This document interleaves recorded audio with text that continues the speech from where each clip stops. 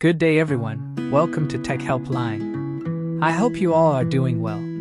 Today you will learn how to log out of ProtonMail. Before I start this video, be sure to subscribe to this channel and do not forget to click on bell icon. So let's begin. First you need to go to the web browser and in the search bar type proton.me and hit enter. Now sign in by clicking on sign in button at the top right corner of window.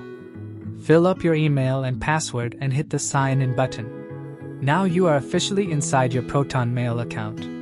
Now at the top right corner of the page you will see your name and email. With that there will be the box containing first letter of your name. Click on that. Now you will see the option to sign out. Click on it. And you are good to go.